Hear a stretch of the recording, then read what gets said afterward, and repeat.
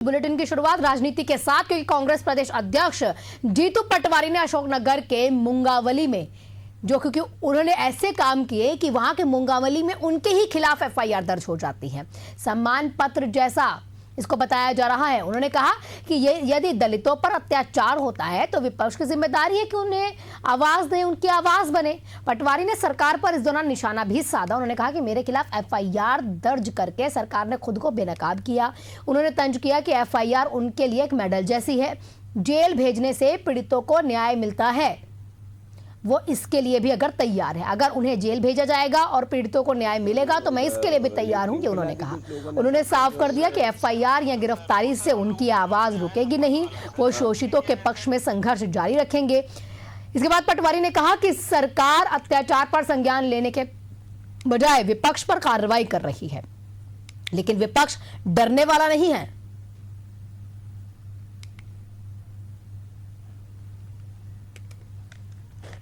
सरपंच से और अपनी बाइक भी गिरवी। क्या हुआ था? मेरा मारपीट करी है, खींच के जूता पन्ना भी दिया मेरे सिर में, मुंडी चोट दी मेरे पीठ में, और घर शटर में ले जाकर मेरे कहा जाए तातो पानी करके पहले नंबर डाले, फिर डाले हैं ठंडा।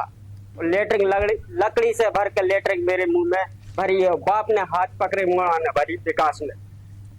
हाँ करे मेरे साथ पर्ची के कारण भाई, क्योंकि मैं भैया बता ये बोल रहे थे मेरे काज। सो सर मैंने बोल दिया कि मेरे को लापता भैया का पता नहीं है। ये बात आ रही है। इसी बात पे बाइक मांगने वाले मतलब दो चीजें है माई कैसी कि मेरी हकी बाइक ये इसने पर्ची का मैटर करा था, तो मैं मांगने गया था गाड़ी मेरे नाम से है। मैं मांगने गया तो मेरी माँ बहन भी करी और घर पे गए थे। तो आपने भी सुना क्या कुछ उस शख्स का कहना है जिसके लिए जीतू पटवारी ने आवाज उठाई है। आपको बता दें पूरा मामला कहां से शुरू हुआ। पूरा मामला शुरू होता है कि एक शख्स आके शिकायत करता है कि मुझे मल खिलाया गया, मानव मल खिलाया गया। जब इस मामले पर जीतू पटवारी ने कलेक्टर को फोन किया और ये वीडियो सोशल मीडिया पर वायरल हो जाती है। इसी मामले पर अब बीजेपी ने, बता दें आपको कि बीजेपी ने अब इस मामले पर जीतू पटवारी के खिलाफ एफआईआर दर्ज करवा दी है, ये कहते हुए कि ये पूरा मामला झूठा है। आप भी सुनिए ये मामला शुरू कहां से हुआ था। साहब जीतू पटवारी बोल रहा हूँ। Sir good morning sir, Aditya request कर रहा हूँ सर। आदित्य ये क्या हो रहा है तुम्हारे यहाँ यार, मुझे समझ में नहीं आ रहा है। ये वो लड़के को लोधी समाज के उसको लेटरिन खिला दी कुछ लोगों ने, सरपंच और ये सर वो सर हम लोगों के नॉलेज में आया था मल वाला सर। हाँ। एक्चुअली क्या है सर कि हम लोगों ने उसी समय सरपंच को भी बुला के इन दोनों को बुला के सब जब बात की सर, तो एक्चुअली में सर उस दिन इन्होंने मना कर दिया था कि ऐसा कुछ नहीं हुआ है सर जी। इनका क्या है सर थोड़ा सा पर्सनल इशू भी इस बारे में है सर कि वहाँ पे सर इनका जो बड़ा भाई है सर वो शराब और जुए का तो आदी रहा है सर, तो उसने उधार लिया था सरपंच से और अपनी बाइक भी गिरवी रखी थी सर।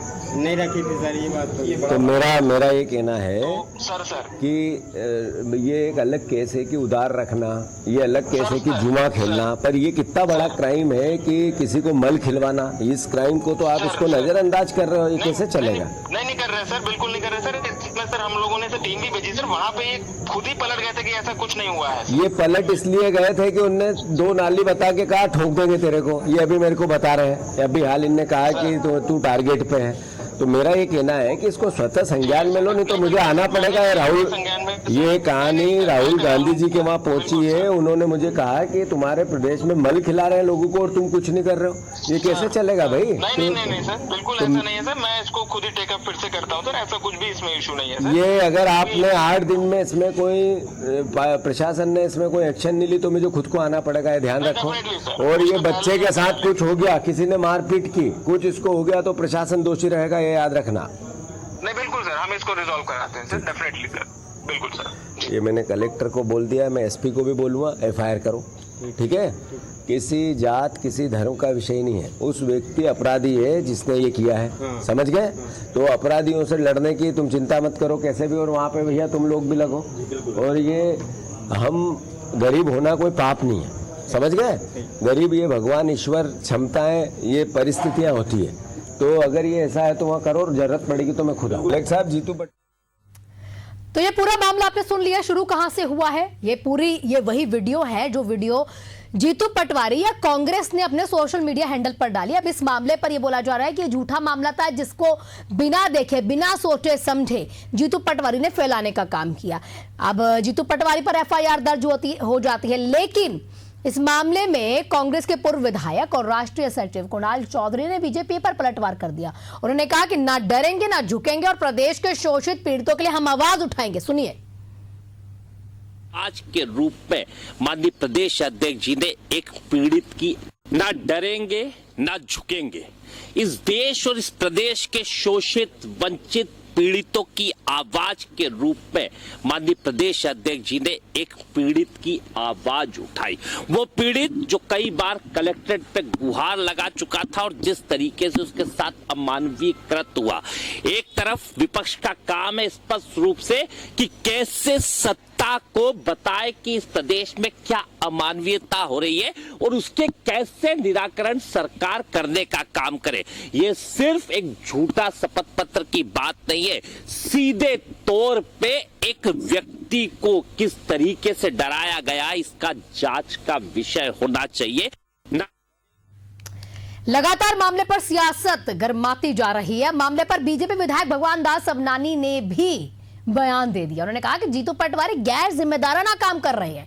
जीतू पटवारी राहुल गांधी की तरह काम करते हैं। कांग्रेस झूठ फैलाने का काम कर रही है। आप भी सुनिए। दुर्भाग्य है कि मध्य प्रदेश की कांग्रेस कमेटी के अध्यक्ष एक गैर जिम्मेदाराना काम ठीक उसी प्रकार से कर रहे हैं जैसे उनके राष्ट्रीय अध्यक्ष राहुल गांधी जी करते हैं। संविधान की पुस्तक हाथ में होती है, अंदर संविधान होता नहीं है और उसकी जिल्द को लेकर के भ्रम फैलाने का काम करते हैं। कभी संविधान उन्होंने पढ़ा नहीं। इसी प्रकार जीतू पटवारी जी झूठ की बुनियाद पर मध्य प्रदेश में संगठन को खड़ा करना चाहते हैं, भ्रम फैलाना चाहते हैं।